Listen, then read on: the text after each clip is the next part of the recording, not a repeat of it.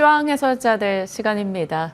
그러니까요. 과거에 구몬이나 재능 교육하고 그럴 때는 답지 보면서 푸는 것도 좀 쏠쏠했는데 시장은 정해진 답이 없다 보니까 참 어떻게 방향을 잡아야 될지 고민됩니다. 시장의 일면을 읽어주실 분 모셨습니다. IBK 투자증권 영업부 박근영 부장 자리하셨네요. 어서 오세요. 네, 안녕하세요. 안녕하십니까. 자, 오늘 어떤 주제로 저희가 대화를 풀어볼 것인가 열어보도록 하겠습니다. 지금 시장이 가장 궁금해하는 앞으로 삼성전자의 향방, 삼성전자의 훈풍, 전공정이 이어받을 수 있을 것인가 같이 고민해 보도록 하죠. 일단 본격적인 주제로 들어가기 전에 시장에 대한 얘기 먼저 살펴보겠습니다. 상반기와 하반기 조금 사뭇 다르게 진행이 되고 있어요. 그런데 하반기 나쁘지 않은 흐름 연출되는데 계속해서 미국에서도 국내에서도 이제 AI 패러다임이 이어질 것인가를 놓고 많은 이들이 고민하고 있는 것 같습니다. 네. 시장에 대한 고민 같이 좀 나눠주시죠. 네, 지수는 미국 시장 같은 경우는 30번 넘게 신고가가 나오고 있고, 엔비디아 추가적인 목표 주가 상향 조정이 이제 이어지고 있어서 일부 지금 AI 관련된 피크론과 관련된 리서치 자료가 어제 해외 쪽에서 나왔다. 그래서 약간 이슈가 되기도 했습니다만, 네. 아직까지는 좀 확장 국면으로 여전히 있다고 보이고요. 더군다나 지금 최근 들어서는 전선과 전력 설비 같은 과거에 주도 섹터로 이야기됐던 것들이 결국 이쪽 섹터도 다시 리바운딩이 나오거든요. 그리고 최근에 들어보면 비만 섹터 중심으로 한 제약 바이오의 강세도 7월 중에 상당히 좋은 모습을 보이고 있기 때문에 전방위적으로 지금 신재생 쪽이 조금 주춤하고는 있지만은 그럼에도 불구하고 밸류 프로그램이 6월 말 7월 초에 한 단계 레벨업을 시켰고 더군다나 삼성전자를 비롯한 반도체 소부장까지도 들썩이는 분위기, 그다음 제약 바이오 움직이고 전력과 전력 설비 움직이고 최근에 조선 쪽도 조선 기자재도 다시 좀 꿈틀거리는 그런 모습까지 보입니다. 자동차 같은 경우는 다소 조금은 현대차가 30만 원 근처 가니까 조금 쉬고는 있지만 여전히 밸류에이션 매력도가 있는 상태이기 때문에 많이 빠질 만한 구간은 또 아니라는 점에서 우리가 좀 주목을 할 필요가 있겠고 코스피 기준 52주 신고가 2,850포인트를 넘어선 모습을 보이고 있는데 단기적으로는 조금 이제 급하게 올라왔기 때문에 타 국가처럼 글로벌 타 국가처럼 완전 신고가는 아니긴 합니다만 최근에 52주 신고가는 코스피 기준 나왔기 때문에 좀 쉬어갈 국면은 있겠습니다만 그렇다고 해서 많이 빠질 국면도 아닙니다. 왜냐하면 삼성전자가 멱살을 붙잡고 있거든요. 시장에 네. 대해서. 그래서 삼성전자 실적도 실적이지만 이제 8월에 예상되고 있는 HBM3E 관련된 엔비디아 콜 관련된 기대감이 남아있거든요.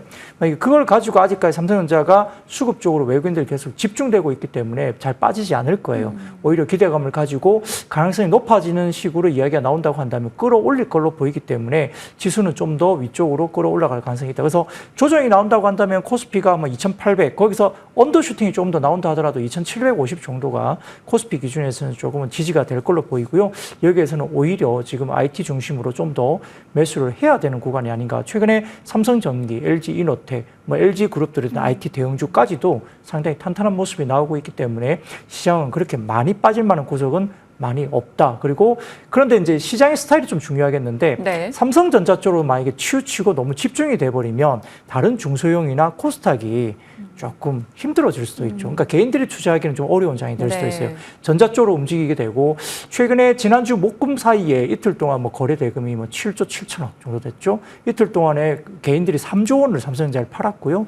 외국인들이 1조 8천억을 이틀 동안에 샀고 그다음에 또 기관도 계속적으로 순매도, 연간 기준으로 순매도였는데 지난주 목금에는 기관도 1조 3천억을 샀습니다. 그럼 기관들이 만약에 삼성전자로 여태껏 순매도 구간이었기 때문에 다시 채워넣겠다고 시작하면 결국은 기관의 수급들이 조금은 기존에 많이 올라왔던 중소형주를 조금 덜어내고 네. 전자 쪽으로 또 패시브 자금들이 들어갈 수 있다는 점도 저희가 조금 스타일 변화도 지금은 좀 눈여겨보셔야 될 것 같습니다. 결국에는 지나친 비관을 펼칠 필요가 없다라는 점에서 그 중심에는 삼성전자가 자리하고 있습니다. 물론 수급 블랙홀에 대한 우려감을 조금 갖고 있기는 하나 삼성전자가 잡고 있는 여러 가지 가능성에 좀 더 기회를 찾아봐야겠죠. 그래서 오늘 핫 테마도 앞서 살펴봤던 이제 전공정 쪽으로 아마 이야기를 해주시는 게 아닐까 싶습니다. HBM 하다 보니까 이 HBM이 DRAM 잠식이 엄청나단 말이죠. 네. DRAM 캐파를 잠식하고 있어서 모든 분야의 쇼티지를 자극하고 있습니다. 그러다 보니 이제 시장에서는 전공정 장비도 봐야 해라는 논리 등이 등장하는데 네. 그 스토리 좀 자세히 잡아주세요.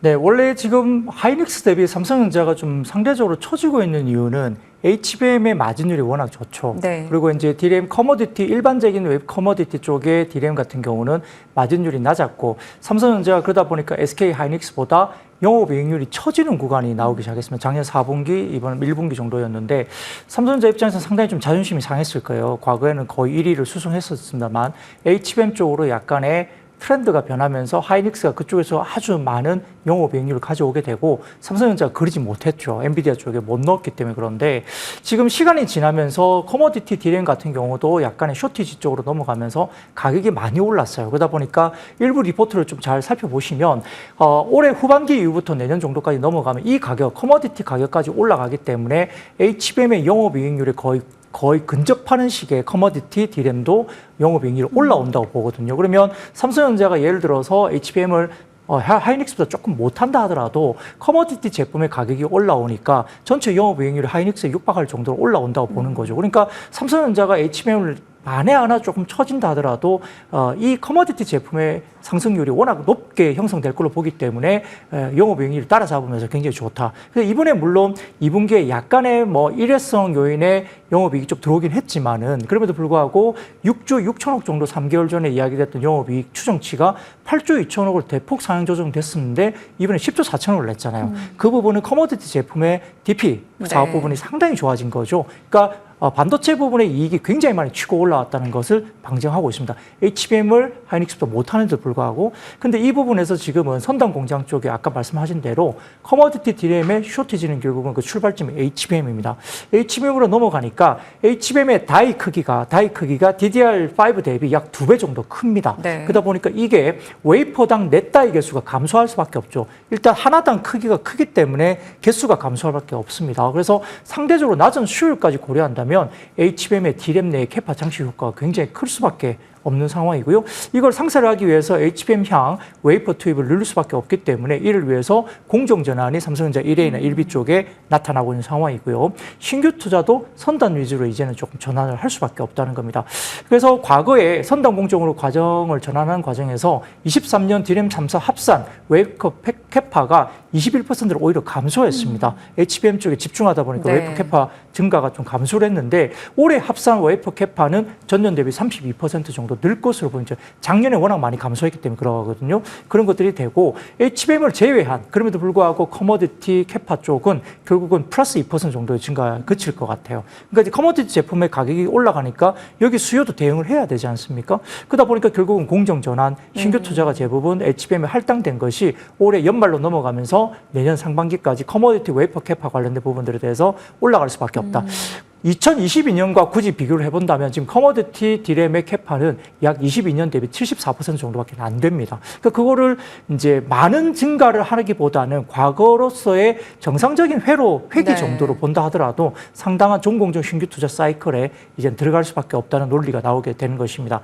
여기에 따라서 HBM에 관련된 삼성전자가 HBM3E를 만약에 또 진입을 하게 된다면 넷다이 개수는 더 많이 줄어들겠죠. 그러다 보니까 커머디티 캐파 축소는 더욱더 가팔라질 수밖에 없고요. 그러면 가격이 치솟고 여기에 대해서 어떻게 판매를 할 것인가 이런 부분이 나오는데 말씀드렸던 HBM3E의 삼성전자의 8월달 인증이 어떻게 되냐 변수에 따라 만약에 인증 퀄을 통과하게 되면 아까 말씀드렸던 커머디티 캐파 축소는 훨씬 더 가팔라지기 네. 때문에 전공정단의 커머디티 관련된 신규 투자가 좀 더 캐파가 커지거나 빨라지거나 이런 어떤 시계열이 돌아올 수 있다는 점에서 전공정 장비줄에 대한 선호를 조금 더 지금 보셔야 된다는 거고 관련주들이 벌써 움직이기 시작했습니다. 그런 것들도 지켜볼 필요가 있겠습니다.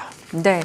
디램 전환 투자를 위한 전공정 장비 출하에 대한 기대감 계속해서 등장하고 있습니다. 결국 HBM이 선단 공정까지 전반적인 자극을 가하고 있다라는 건데요.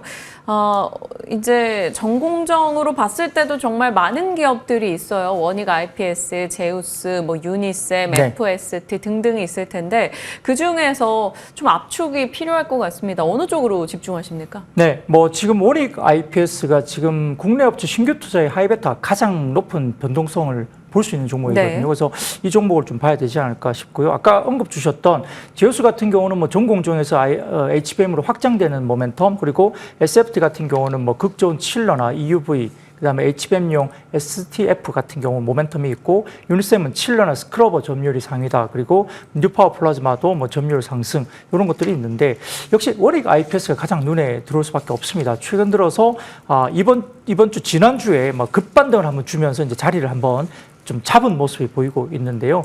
2분기까지는 뭐 전분기 대비 적자 축소로 약간 영업 손실이 약간의 적자가 나올 것으로 보이긴 합니다만 하반기부터 가파르게 이제 실적이 올라올 것으로 보이는 상황이고 일반적으로 종공정 장비 쪽은 보통 실질적으로 수주가 나오고 숫자가 나오기 시작하는 것 대비 한 6개월에서 8개월 정도 미리 저점을 찍고 주가들이 움직이기 시작합니다. 그러니까 실적과 상관없이 미리 6개월 정도 이상 선행을 한다고 보시면 되거든요. 그래서 지금 원익 IPS의 2분기 실적에 대한 우려가 있을 수 있겠지만 상반기 대비 그러니까 1분기 대비 2분기는 적자가 대폭 축소되기 때문에 큰 의미가 없고요. 하반기 이후로 발주가 본격화될 것으로 보고 있기 때문에 주가는 먼저 움직인다 볼 수 있겠습니다. 메모리 고객사가 DRAM 선단 공정 투자 집중하면서 아까 말씀드렸던 뭐 특히 삼성전자 쪽에 관련된 전사 실적을 견인할 것으로 보고 있고요.